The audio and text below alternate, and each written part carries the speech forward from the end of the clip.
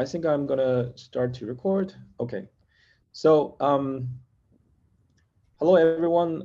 Welcome to this time's Immuseum seminar, the summer session. It's really my great pleasure to welcome today's speaker, Dr. Hiroshi Ohno. So Hiroshi currently is team leader in RIKEN Center for Integrative Medical Sciences, Yokohama in Japan. So Hiroshi was born in Tokyo in Japan. He graduated from the School of Medicine, Chiba University, and then obtained his PhD from the same university. After which, Hiroshi actually became a assistant professor of the in School of Medicine and was promoted to associate professor in same university. He spent 3 years from 1994 to 1997 as a visiting scientist at NIH, which particularly in National Institute of Child Health and Human Development. Actually was quite surprised after I read his CV. We actually were colleagues for a while, not the same time. And then in 1999, he became a full professor at the Center Research Institute of Kanazawa University. He joined the RIKEN Research Center for Allergy and Immunology as team leader in 2002, where his research focused on mucosal immunology and in particular the role of epithelial cells in the development of mucosal immune system, mucosal antigen uptake, and initiation of mucosal immune responses. So the main study focus in Hiroshi's lab is to comprehensively elucidate the host microbial interaction by the analysis of the ecological, functional, and the medical features of microbial community, such as human gut, oral skin microbiomes, and various symbiotic communities in other species. His team developed technologies of bioinformatics and statistics for the analysis of large genomic and genomic data sets of microbiome and microbial produced by the next generation sequencing. And they are studying this by applying integrative omics approaches actually to fully illustrate different aspects of how microbiome and their metabolites regulate intestinal ecosystem. I think a lot of us actually learned his work from his recent publication, particularly related how the microbiome metabolites influence particular immunoglobulin, IgA production and activities. I think these are quite groundbreaking discoveries, and then actually open a lot of new windows for the research in microbiome and the antibody production aspects. So with all these achievements, Hiroshi actually got numerous awards, including a grand prize monofocal Endo Awards.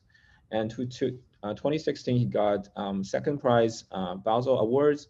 2018, Combination for Science and Technology by the Minister of Education, Culture, Sports, Science, and Technology in Japan. Same year, he got Hideo Noguchi Memorial Awards for Medical Science. And last year, he got academic awards of the Machida Memorial Foundation Awards. So without further ado, we are looking forward to your talk. Thank you so much for coming to our seminar. Please go ahead. Thank you very much, Dr. Wu, for very nice introduction. So today I'm going to talk about gut microbial carbohydrate metabolism impacts host immune resistance. It's not very related to the immunology, but please forgive me. So, as you know, human body, many commensal microbiota, commensal bacteria reside outside the body, skin, and inside like the gastrointestinal tract, and especially the colon. As much as 40 trillion bacteria exist, which exceed the number of the human cells consisting of our body. And they should do many a large impact on our physiology and pathology. So as Dr. Wu introduced, we perform some metagenome analysis by next sequencing NGS. And as you know, there are two ways for the so-called metagenome analysis. One is a real metagenome analysis by shotgun sequencing, which provide the whole picture of the whole genome DNA's sequencing in a given environment. And another one is meta-16S analysis, which is just to elucidate the 16S ribosomal RNA genes, like this. So you first set primers here and here, or here and here, then PCR to amplify these segments, and you can have the information that how many bacteria are there, how different bacteria are there. So you cannot get the whole genome, but this is cheaper. So you can choose which one is better fit for your study, or sometimes you do this and small samples of these to combine. And as a result, so we are a kind of superorganisms. That is, so this human body has this kind of bacteria, and then Dr. Joshua Lederberg said in 2000 that we are kind of superorganisms. It's a sort of eukaryotic and prokaryotic genome merged, like a chimera. And after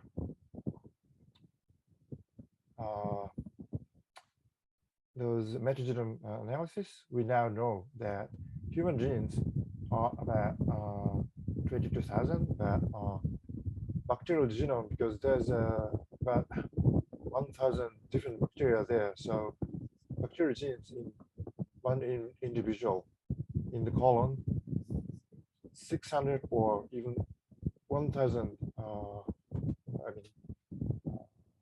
1 million genes are there.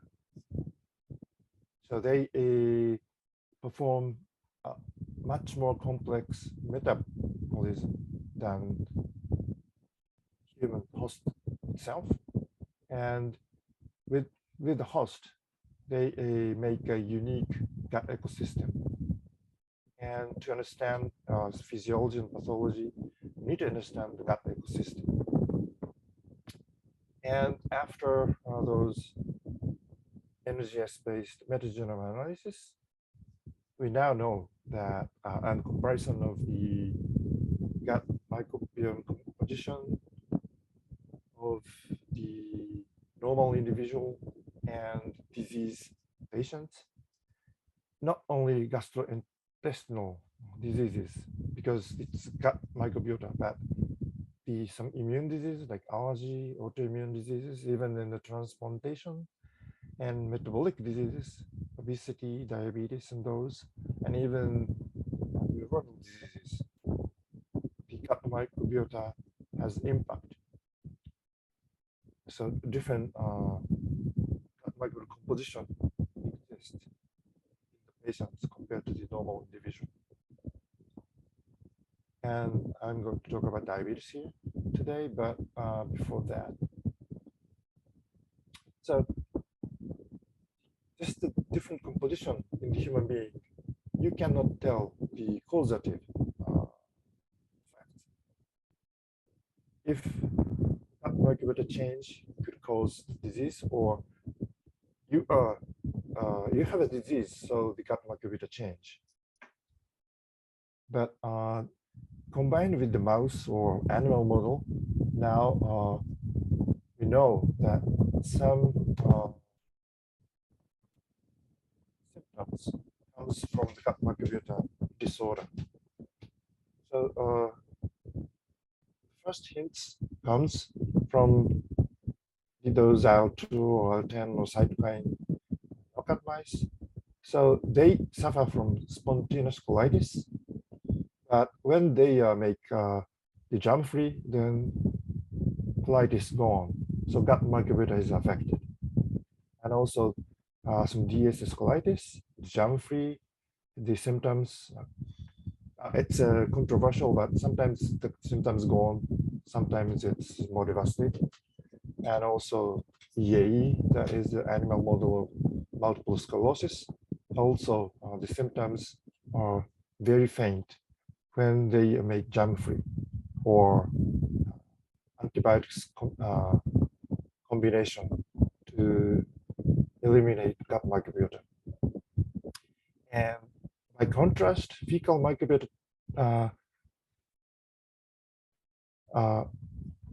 the transplantation of the IBD patient feces microbiota or colitis model, and also obesity and diabetes patients or mouse model into the germ-free mice, some symptoms are replicated.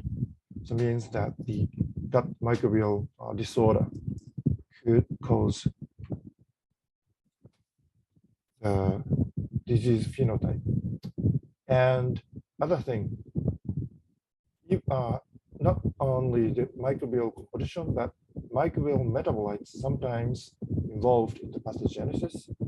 So one example is that secondary bile acid deoxycholate causes hepatocellular carcinoma in non-alcoholic steatohepatitis model in mice. And also the gut microbe-derived trimethylamine, which is the metabolite by the microbes of the cellular membrane component, like serine or phosphoserine, and that is further converted when they are absorbed from the portal vein, and then host liver enzyme can further metabolize this trimethylamine N oxide, and which is the worsen, aggravate the atherosclerosis. And by contrast, fecal microbiota transplantation can sometimes cure diseases, and the most impressive result comes from Clostridium difficile infection, and now many diseases, ongoing trials in many diseases. So gut microbiota can dictate pathogenesis. And one common phenotype of the disease related to the gut microbiota related disease is the loss of diversity. For example, inflammatory bowel diseases, the normal individual control possessing about 700,000 genes in the gut microbiota, but that is decreased to about 400,000 in IBD patients, loss of diversity, and also decrease in the butyrate producing bacteria. That is also observed in the obesity, so loss of diversity in obese individual compared to the normal weight individual. These, as you know, this study is done in the twins. So the genetically very similar or identical, but the environmental difference could cause this. And it is also true for the type 2 diabetes. In the beginning, the previous study showed that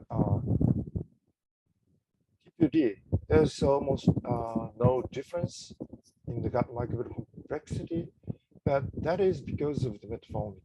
So when patients are already treated with metformin, the gut microbiota diversity is not statistically different. But when the naive patients without metformin, they show the decrease in the complexity. Yes.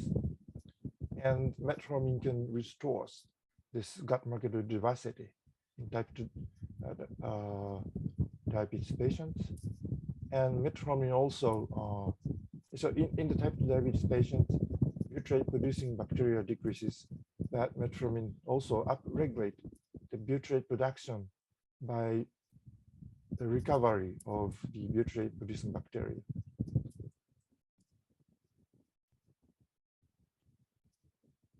Okay, so just move into the type 2 diabetes. So diabetes is an obesity prevailing worldwide, increasing this, and that is also true in Japan. And there's many risks, environmental risks, in addition to the genetic risks. So especially those relatively too much energy uptake could be the risk for the diabetes. It's obvious, as you know. And if it's feasible for most of the patients, and the understanding of microbiome as an environmental factor is required to totally understand what's going on and how to prevent this worldwide health risk. And current understanding is, as I introduced, the change in the gut microbial composition and loss of diversity is known, but how it acts, so function of gut microbiota is needed to be more profound study. So metabolite could be in between this. So it's repeat, but the current evidence largely based on metagenomic studies, which cannot tell the function. So metabolome analysis is also important.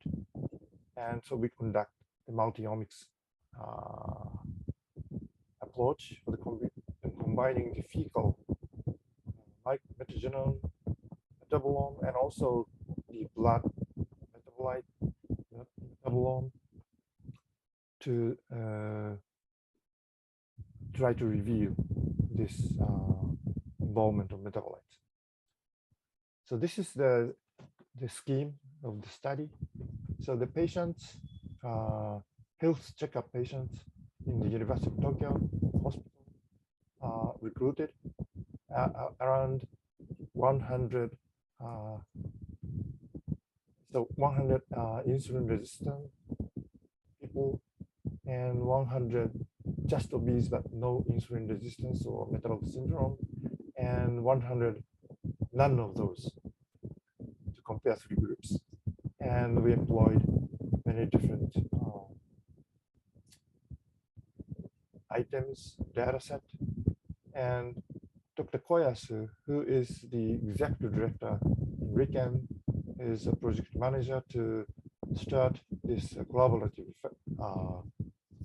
research between University of Tokyo and RIKEN, and I'm in charge of this project. Metagenome people, metabolomic people, transcriptome people, and so to know, and actually how to do this. Dr. Tadashi Takeuchi, a very talented postdoc researcher in my lab, is totally done with this research. And this is a measurement item. So I don't read all of these, but just this is a normal health check items like this. And in addition, the blood cytokines are measured, and also 16S and shotgun metagenomic analysis of the feces and metabolomic analysis of feces and blood, and also RNA-seq analysis, cage analysis of the peripheral blood mononuclear cells. So what we need to learn? So which clinical variables should we focus on, and metabolomic disease in the complex disorder, and many factors are involved. Yes. So what we should focus on, and so we first compared which factors most better dictate the insulin resistance or metabolic syndrome, and so 16S and metagenomic KEG, and combination of those like this, and in the combination that metabolome is also better, and you can see the metabolomes is kind of the best fit, the best represent the IR and metabolic syndrome. So we first took or Tadashi took a metabolome data set. So this is an overview of the fecal metabolomic analysis, what we did, or he did. So we employed this clustering with the weighted gene co-expression network analysis published here, this co-abundance group. So because the water-soluble metabolites and lipid metabolites, the huge numbers of metabolites are detected. So it's difficult to deal with this large number.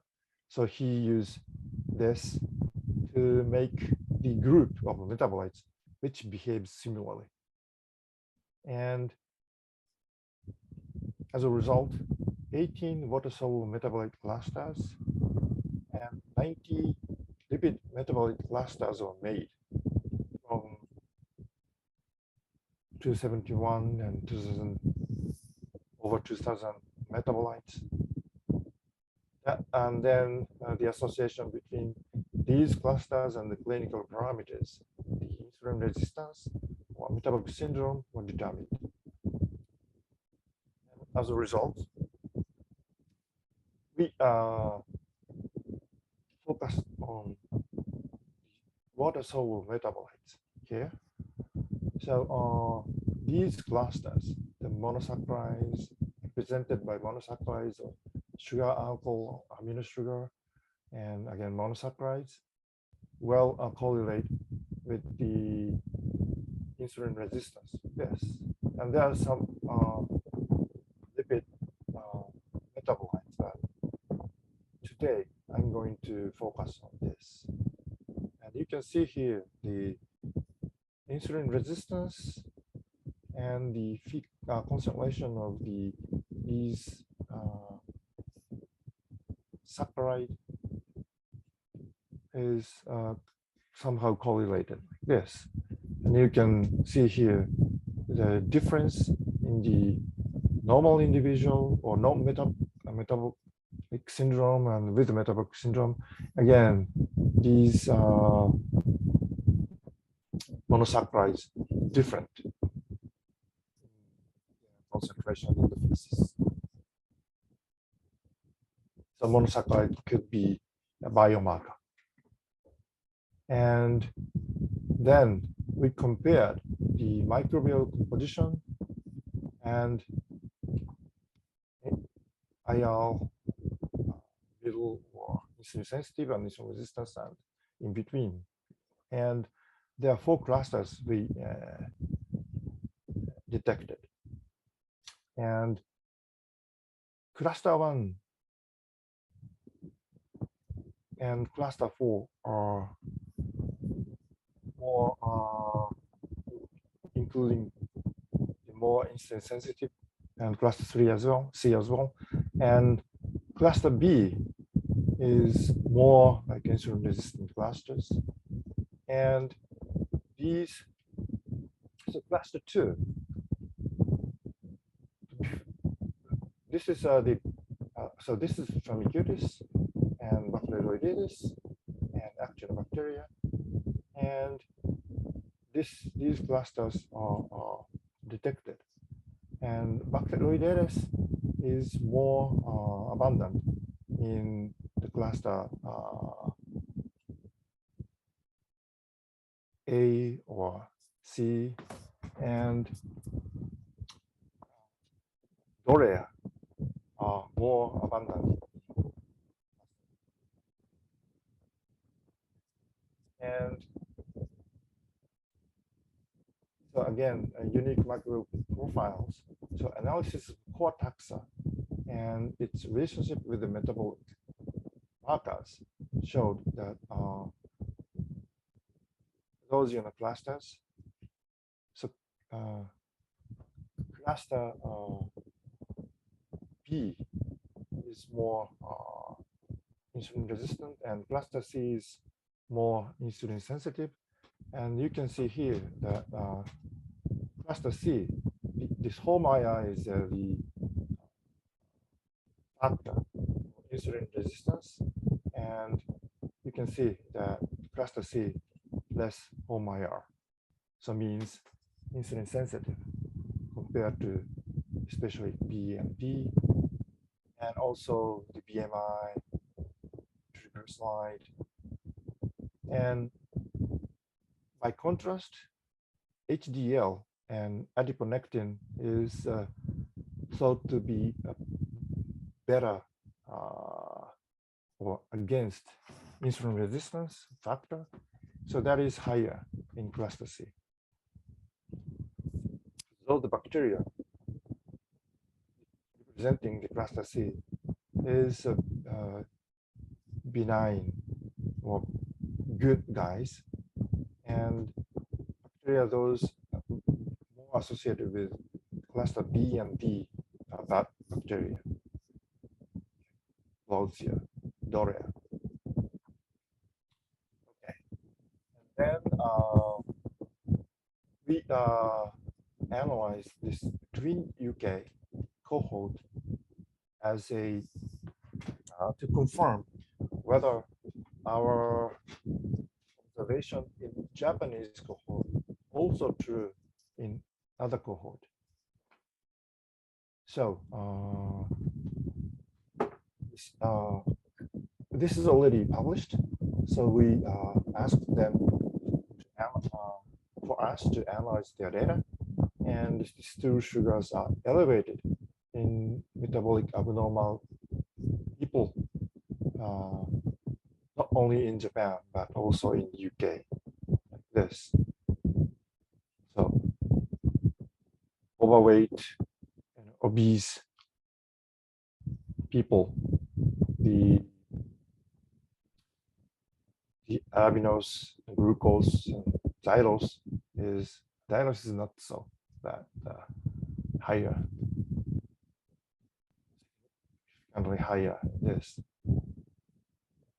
So our observation is also true for the European people. And then fecal carbohydrate, and it is correlated with lactose and negatively correlated with Bacteroides and Aristipes.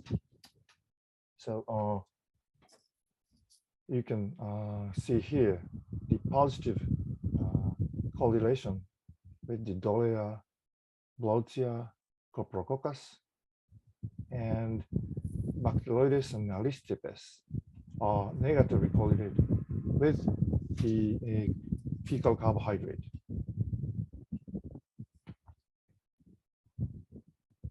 And the metagenome analysis and sugar metabolic pathways are also examined, and disaccharide breakdown pathways is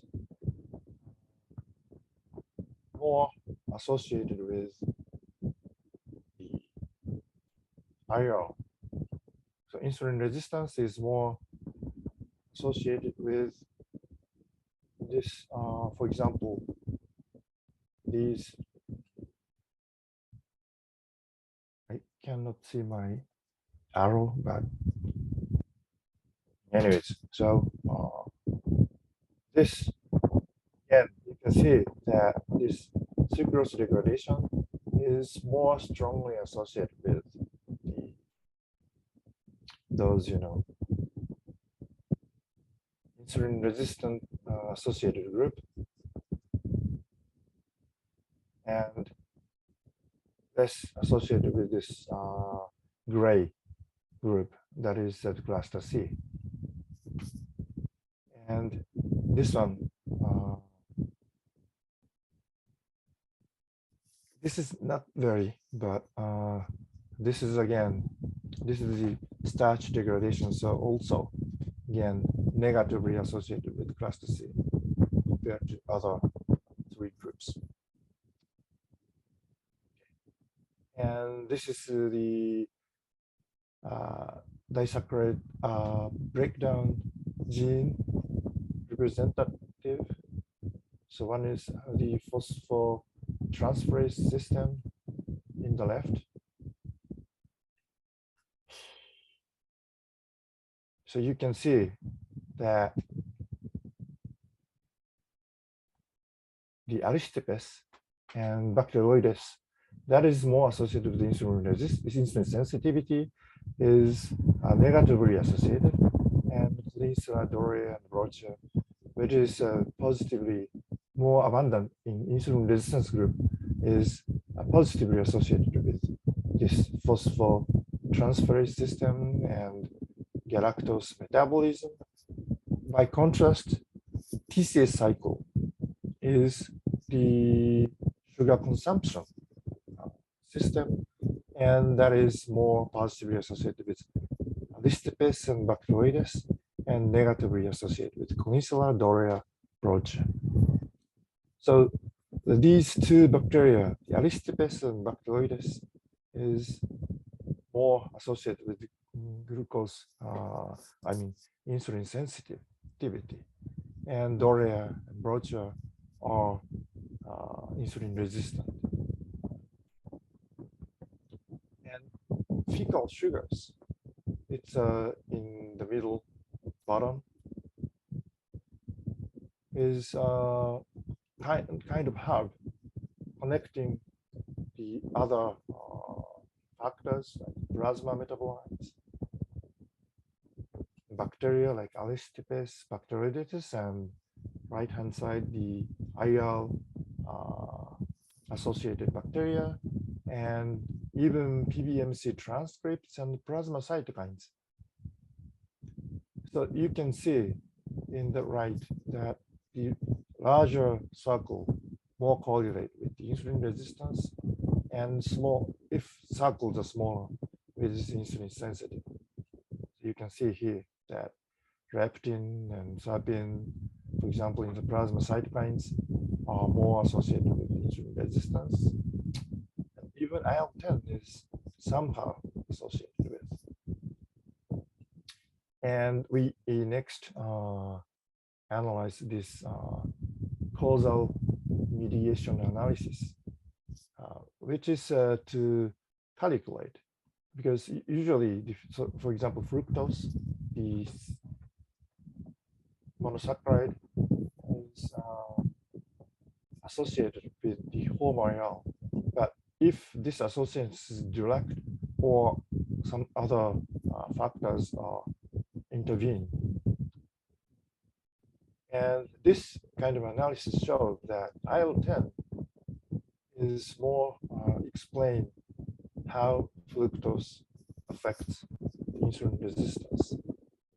So actually the IL-10 shown in the bottom right, that RIKEN facilitate insulin resistance, which is already published in Cell 2018. So in our analysis also, many monosaccharides like fructose, xylose, and mannose, the RIKEN is in clinical symptoms like HOMIR, BMI, and those. And then we finally go to the bacterial functional analysis. So in the first, we did in vitro culture of bacteria. And here we show two Aristipes, which is a kind of good guy for insulin resistance, and two Dorea, which is a bad guy in insulin resistance. And we add starch in the culture media. So starch, of course, top left, more starch here. And maltose, lactose, those. So for example, DL, Dolea, Longicatena, consume maltose very well, and lactose somehow more consumed by Dolea group. Glucose almost similar, but then mannose and glucosamine and those, and succinate also. So bacteria, the Dorea consumes more disaccharides than Aristipes, while less monosaccharides and cycle metabolites. So Aristipes can consume monosaccharides, and Dorea tend to break down the disaccharide here. This is in vitro, but that's, I think, why the Dorea, in the presence of Dorea, more monosaccharide and decrease in disaccharide, and vice versa, in the presence of more Aristipes. And then we examine vivo mice. So P6 mice, high fat, raised high fat diet, and then bacterial administration 3 times a week. It's gavage of the Aristipes and Bacteroides and so Dorea group. And you can see the difference is not very high, that Aristipes could, for example, in this blood glucose, the Aristipes group slightly but significantly decreases the concentration, and also insulin tolerance test, the Aristipes group tend to decrease the glucose level, and area under the curve significantly different, especially in the presence of Aristipes indistinct AI here. And the monosaccharide concentration in the feces or fecal and ITT area under the curve is very well positively correlated with those monosaccharides. Okay, so in summary, so our strategy enabled to select candidate bacterial strains good for insulin sensitivity based on mechanistic insight in humans. So gut microbiota analyzed in the 16S and metagenome and also metabolome, and then cytokine and transcriptome to clinical phenotypes, symptoms, and then so we can distinguish insulin-sensitive microbe and insulin-resistance microbe. And insulin-sensitive microbe utilize more monosaccharides, and then the lower blood monosaccharides and lower chronic inflammation. So insulin sensitivity maintained. And when Dorian Blotcher, those disaccharide degrading bacteria increases, the monosaccharide level regulated, and that is reflected in the blood monosaccharides, and then more chronic low-grade inflammation sustained to make insulin resistance. Okay, thank you very much for your attention.